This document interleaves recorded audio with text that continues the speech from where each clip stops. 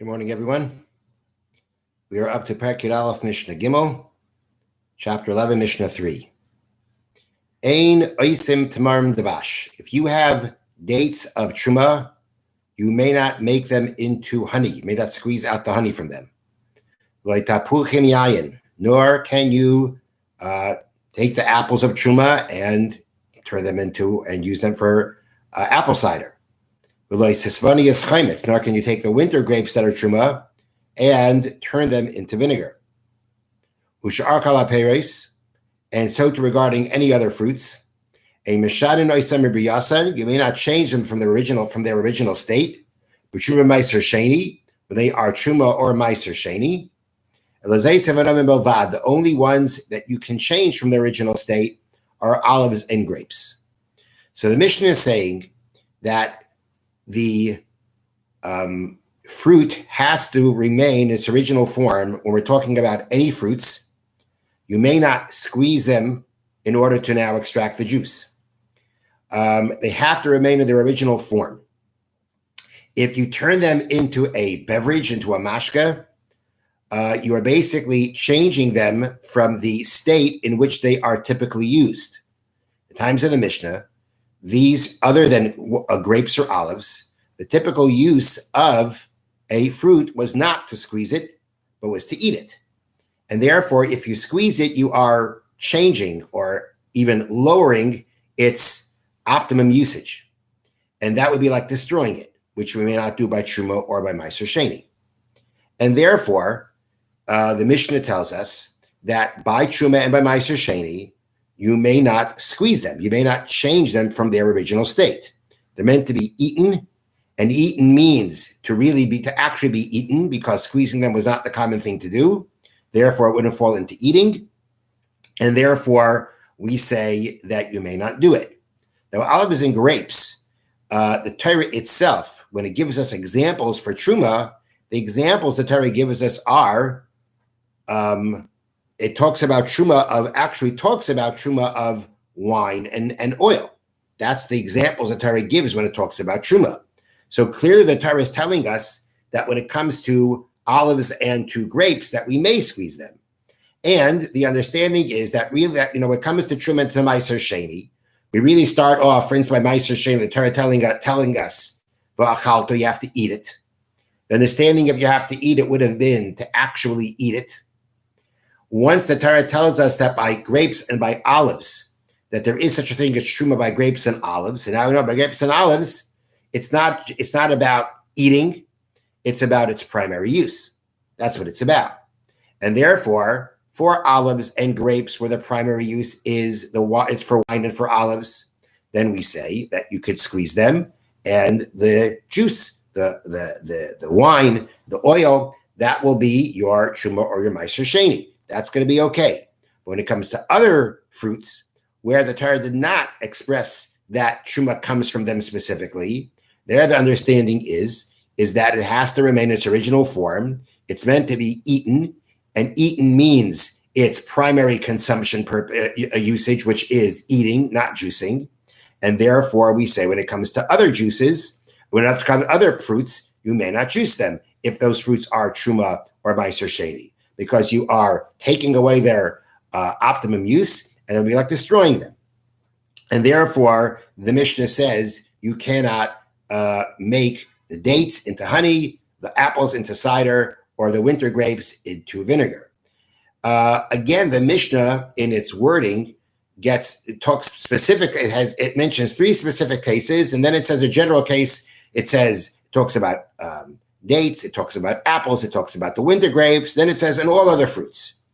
Again, as we had in the previous Mishnah, the Torah singles out these three examples is because these juices, even if it's not common to use these things for their juices, nonetheless, these were considered significant juices. And therefore, one might think that it's okay, and the Mishnah says no. It cannot be, even in these cases, since that's not the primary use, therefore, it cannot be turned into the juices. And the same thing applies to all other juices. You might have thought by these three things where the juice is something significant, something important. But to be different, the Mishnah says no, it's not going to be any different. But that's the point of the Mishnah. The Mishnah is saying when it comes to fruits of Truma and Meiser Sheni, you may not change them into juice. The only ones you could are olives and grapes, where they produce wine and oil. Now, there's an interesting point or discussion brought down here in the Yad Avram that, perhaps if it comes to a point of time that you have other fruits that its primary use is for juicing, like oranges nowadays, perhaps there too, we would say that you would be able to juice them for Truma and if they'd be Meiser Sheni. In the times of the Mishnah and in the times of the Torah, the primary use of olives and grapes was for the wine and for the oil. And therefore, the Torah mentions those specifically as being able to be Truma because they were the primary usages of those fruits. While for other fruits, the primary usage was for eating them, not for juicing. But if, let's say, there comes a point of time whereby other fruits, the primary use becomes juicing, like by olives and grapes, perhaps then too, you would be able to turn those fruits into juice where they are Meiser Sheni, and a perfect example of that would be oranges nowadays. So that's a point that's brought down here in the Yad Avram. Now the Mishnah continues. Once we spoke about a distinction between other juices and olive oil and wine regarding juicing them with their Truma and Meiser Sheni, the Mishnah brings down other examples where there is a difference between other fruit juices and olive oil and wine.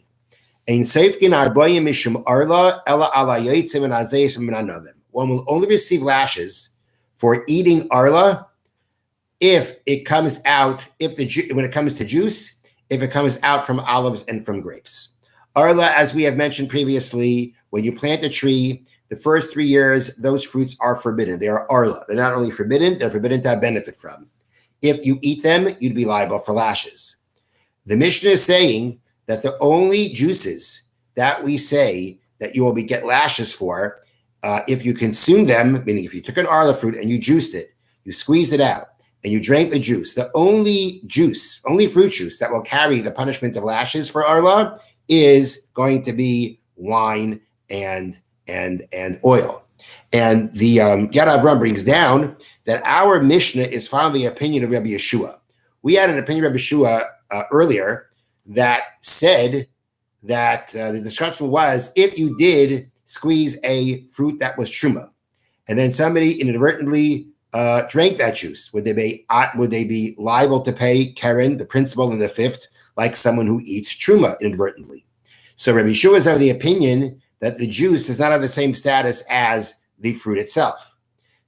His opinion is the opinion here in this Mishnah that says that the juice of the arla fruits is not like the arla fruits and will not carry a punishment of lashes. The only ones that it will be are for wine and it's for grapes and olives, which even Rabbi Yeshua said there that those juices do have the status of the fruits themselves, and therefore, in that case, they are like the fruit themselves. So by arla, if you were to drink the olive oil or the wine that was produced from an arla grape or grapes or olives, you would be liable to lashes. Next example, the ein mevian bikurim mashkin. One cannot bring bikurim in a liquid form. Bikurim are one has to take some of the first fruits that have ripened and separate them and bring them to the Beis HaMikdash, and they're eaten by the Kohanim. Bikurim have the same status as Truma. So we're saying here, if you want to bring bikurim in a liquid form, the ein mevian bikurim mashkin, one can only bring bikurim as a beverage. One cannot bring a bikurim, one cannot bring bikurim in a liquid form, except if we're talking about that which comes out from olives and from grapes. Same idea. The fruit, when it comes to this Rabbi Yeshua's opinion, when it comes to the when it comes to the juice of other fruits, they do not carry the same status as the fruit itself.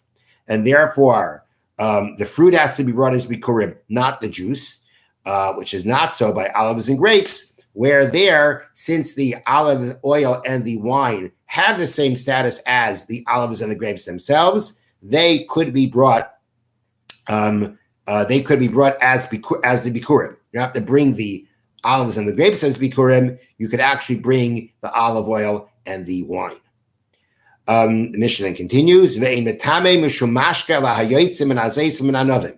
So too, when we talk about tumas mashkin, the tuma of a beverage, of a drink, the only drink that will become tamei, which we said in yesterday's Mishnah means it can actually become impure, it can convey impurity, or if it wets a food, it can make that food susceptible to becoming tamei. If it comes into contact with a source of tuma, the only thing that will become tamei as a mashka, as a liquid of fruit juices, is that which comes out from olives and from grapes. We mentioned yesterday there are 7 liquids that can make food susceptible to tuma, but the only fruit juices that can do that are the juices of olives and of grapes, and not of any other fruit. And when it comes to juices, the only fruit juices that we offer on the altar is that which comes out of olives, referring to olive oil, which is part of a mincha. It's mixed together with flour to make a meal offering. From grapes. Grapes, we're talking about the wine that comes from grapes that was used for libations on the altar. And therefore, the Mishnah says the only fruit juices that we find that the Torah mentions being used as a carbon is olive oil and wine. And therefore, any other fruit juice we would not be able to use in any form as an offering on the altar, on the Mizbeach, because the Torah never mentions you can use it for that. We understand that the only thing you can offer as a sacrifice, that which the Torah talks about. The Torah talks about specific animals, talks about specific birds, and it talks about flour, and it talks about wine and oil. Anything else that's not mentioned, it's understood, cannot be used as a sacrifice or as part of a sacrifice. And therefore, the Mishnah says, when it comes to fruit juices, the only fruit juices that are offered on the altar as a sacrifice are that which comes out of olives and grapes.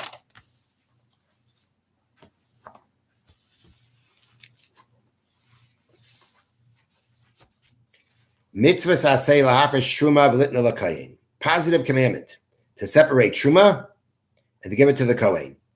Truma is when a person has his new grain. The first thing that he separates from his grain is truma that goes to the kohen. Shenemar, the pasuk states, "Reishis the gancha tireish chaviyitzarech hatitein loy." The first of your grain, wine, and oil you should give to him. This is the pasuk we just mentioned before. We mentioned before in the Mishnah, the Torah tells us when it talks about examples of truma, it talks specifically about wine and oil. This is that pasuk that we just read. According to Torah law, you can have a huge pile of grain. All you need to separate for truma is one kernel. The sages said you should do more. And a person who is basically considered average in regarding to his willingness to give, separates 1/50th. Actually, the Chachamim said 1/40th, 1/50th, 1/60th. 1/40th is considered stingy. 1/50th is average. 1/40th is generous. 1/50th is average, and 1/60th is stingy. You can't do Rabbanan, according to rabbinic law, you can't do less than 1/60th. They mention here what's the average amount, which is 1/50th. Truma asura lazarim. Truma is forbidden to anybody who is not a kohen. One is not allowed to eat it in a state of impurity, which is why nowadays the truma is not eaten, because we all assume, even kohanim who don't go to funerals, but they never know if that's possible that they may have come into contact, because we don't know where dead bodies necessarily are anymore nowadays. They could be who knows where, and therefore we say that everybody's in the status of impurity. And nowadays the truma is meant to be burned because of impurity, which really means our impurity, meaning the people who are handling it, they are an assumed state of impurity, and therefore the assumed state of truma is that it's impure. Impure truma has to be burned. Being that is the, so to speak, default status of truma nowadays, When it comes to you got to separate, but you don't have to separate the 140th, 150th, or 160th. That was for the benefit of the Kohen. When you're just separating it because you have to separate truma, you can take any amount. Being that our Kohanim go up, let's say, for an aliyah or to duchen on yontif based on themselves, he doesn't say about the Kohanim being tamei. He says that the reason that he looks at the Kohanim as Kohanim that, how do we know somebody's a Kohen? To give him an aliyah or to let him do the berachas Kohanim? Because he says so. That's how it works. They do not have the status of established legal status of a Kohen. Basically, to have established legal status of a Kohen, you have to basically have proof of your lineage. And most people don't have that nowadays. But the law is, if a person says he's a Kohen, you can rely on that he's a Kohen. But being that that's how we're working, that we're assuming somebody's a Kohen, and that's why we give them an aliyah or let them duchen, nonetheless, ein chiyav l'seis truma l'kohen. If you don't have a legally established Kohen, you have no obligation to give truma to him, aval chayav l'hafish, but one has to separate it. So therefore, he doesn't talk about the Kohanim being impure, but he mentions the fact that the Kohanim, being that they do not have an established legal status as Kohanim, it's just based on what they say, there's no obligation to give the truma to him. Rather, you can but you don't have to give it to him, but you do have to separate it. And then the truth is, and once it's separated, being that we assume that we are all in a state of impurity, therefore it has to be destroyed. This applies by wheat, wine, and oil. Some say all produce, meaning according to some, it only applies by three things: wheat, grapes, and olives. Grain, wheat, and wheat and olives, meaning taught the 5 grains, which are wheat, barley, spelt, oats, and rye. Some say that according to Torah law, truma applies by all produce. Umidrabanan, according to rabbinical law, it applies by all food, meaning anything that grows from the ground. Shenishmar, that is guarded, v'gidulav min haaretz, and it grows from the ground. It has to grow from the ground, and has to be the kind of food that you would be guarded. Meaning it's not hefker, it's not ownerless. So therefore, even if min ha'Torah, truma only applies by grain and olives and grapes, midrabanan it's going to apply by anything that grows from the ground. Min ha'Torah neges rak b'Eretz Yisrael. According to Torah law, truma only applies in Eretz Yisrael. There are opinions that say that applies even nowadays. Truma is a Torah obligation in Eretz Yisrael. And there are those who say it only applies when the entire Jewish people are living in Israel. When the entire Jewish people are living in Eretz Yisrael, that is when there's a Torah obligation for Truma. If they're not, then there is only a rabbinic obligation. But according to rabbinic law, it applies according to everyone in Eretz Yisrael. And then there are certain specific places that outside of Eretz Yisrael, that the sages, that the rabbis created an obligation of truma from there, from the places that are close to Eretz Yisrael. There are certain lands that are close to Eretz Yisrael, that are bordering Eretz Yisrael. Those lands, midrabanan, according to rabbinic law, have to separate truma from there. This applies both by men and by women. Have a wonderful day. Have a good moed. Be well.